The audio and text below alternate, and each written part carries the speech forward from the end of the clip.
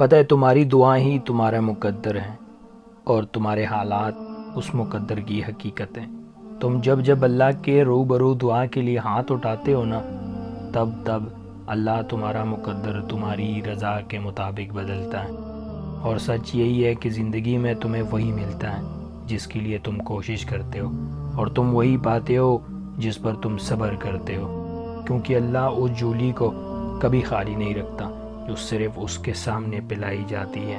بس مسئلہ یہ ہے کہ تم ذرا سا انتظار کرتے ہو اور تک جاتے ہو، پھر خود سے ہی گما کر بیٹھتے ہو کہ دعائیں قبول نہیں ہوتی، یا اب بہت دیر ہو گئی ہے اور اب کچھ بدل نہیں سکتا۔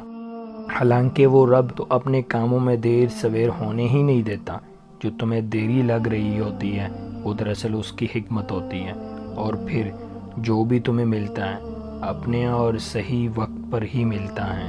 تو پھر ڈر کے ان وسوسوں کو کبھی جیتنے مت دینا، ذرا سی تاخیر پر مایوس مت ہو جانا۔ حالات کتنے ہی کیوں نہ مشکل ہو جائے، تم دعا کرنا کبھی مت چھوڑنا، کیونکہ اس کا ایک کن تمہارا صدیوں کا کام لمحوں میں کر سکتا ہے، اور جو دعا کا خیال تمہارے دل میں لا سکتا ہے وہ اس خیال کو تمہارا مقدر بنانے پہ بھی قادر ہے۔ دعا کی توفیق ہی قبولیت کی سب سے بڑی دلیل ہے، جسے کوئی رد نہیں کر سکتا، تمہارا نصیب بھی نہیں۔